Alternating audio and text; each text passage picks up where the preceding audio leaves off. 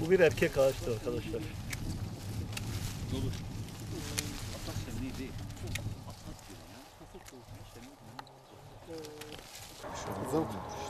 Yok. Sudur. Olmayacak. Yavaş. Yavaş, çok ağır.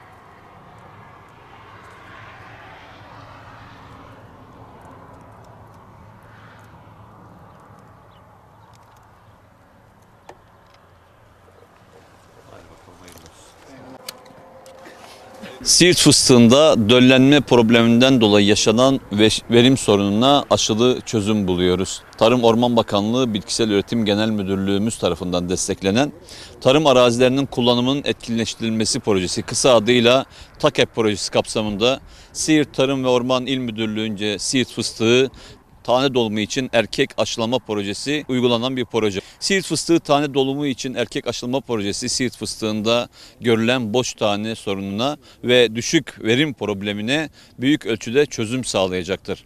Proje merkez ilçede ve Kurtalan ilçelerimizde toplam 6 köy ve 7 bahçede uygulanacak olup her dekara en az 2 erkek ağaç olacak şekilde dişi ağaçlarda da çevirme aşısı şeklinde yapılacaktır.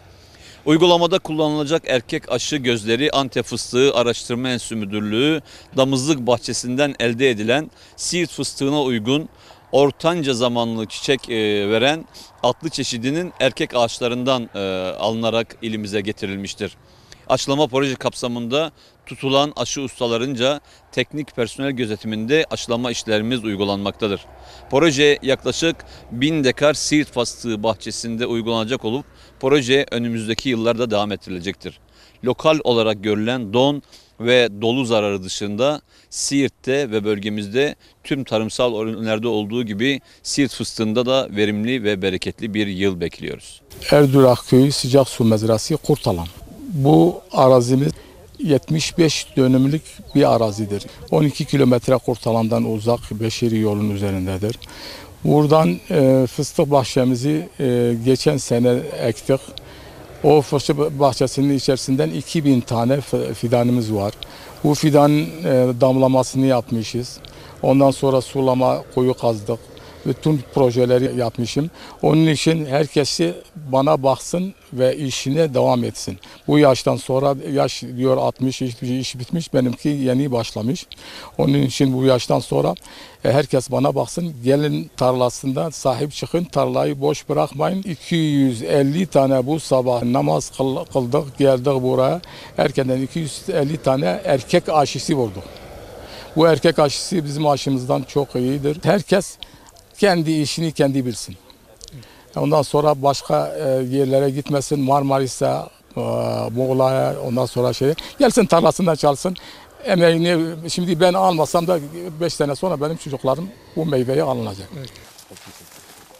Bu fidanı aşılamaya geldik. Erkek aşısı. Bunu temizliyoruz. Temizledikten sonra erkek aşısını kuracağız.